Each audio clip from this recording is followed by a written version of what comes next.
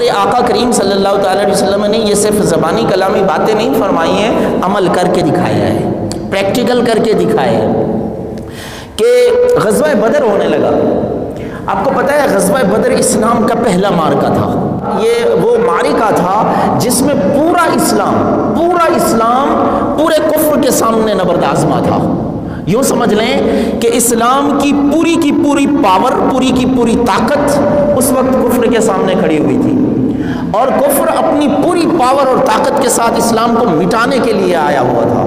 اور اس وقت میرے نبی صلی اللہ تعالی علیہ وسلم نے سجدہ ریز ہو کر اللہ کی بارگاہ میں دعا کی تھی، مولا یہ چند مٹھی بھر لوگ آئے ہوئے ہیں جن کے پاس پوری تلواریں بھی نہیں ہیں، ان کے پاس تیر، نیزے، کمانے اور اسلحہ بھی پورا نہ تھا، ان کے پاس تو سواریاں بھی پوری نہ تھیں، ان کے پاس تو کھانے کے لیے بھی ساز و سامان پورا نہ تھا۔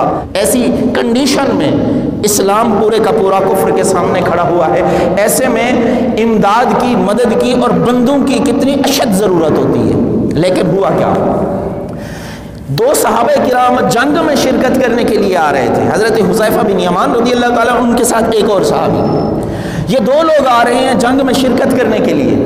راستے میں کفار نے ان کو پکڑ لیا، کہاں جا رہے ہو؟ کہا ہم تو مدینے جا رہے ہیں، ہم مدینے جا رہے ہیں، جنگ میں ہمارے خلاف لڑنے جا رہے ہو؟ نہیں، ہم تمہارے خلاف لڑنے نہیں جا رہے ہیں۔ اچھا ٹھیک ہے، ہمارے خلاف نہیں لڑو گے؟ بولے نہیں لڑیں گے۔ ٹھیک ہے جاؤ، چھوڑ دیا۔ اب یہ لوگ آئے لشکر میں، حضور اکرم صلی اللہ تعالی علیہ وسلم کے سامنے پیش ہوئے۔ دو نوجوان آئے، لشکر میں اضافہ ہوا ہے۔ حضور نے پوچھا کہاں سے آئے، کیسے آئے؟ تو بتایا ایسے ایسے آ رہے تھے، راستے میں کافروں نے پکڑ لیا اور ان سے یہ ہماری بات ہوئی ہے۔ حضور نے فرمایا سائڈ پہ ہو جاؤ، تم نے لڑنا نہیں ہے۔ کیوں؟ تم زبان دے کے آئے ہو، تم نے جہاد میں شرکت نہیں کرنی ہے۔ اسلام کو اشد ضرورت ہے، لیکن میرے نبی پھر بھی زبان نبھا رہے ہیں۔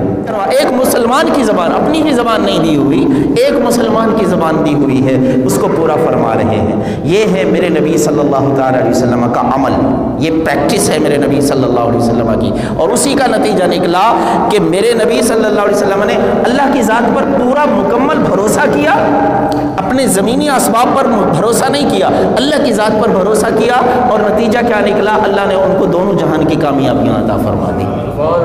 ہم زمینی چیزوں پر بھروسہ کرتے ہیں اور اپنی زبانوں کو پورا نہیں کرتے، اپنے عہد کو نہیں نبھاتے ہیں، جس کا نتیجہ نکلتا ہے کہ ہم رسوا ہو رہے ہوتے ہیں، ہم خوار ہو رہے ہوتے ہیں۔ لہٰذا یہ سب سے اہم ترین چیز، اپنے وعدے کو نبھائیں، اپنی زبان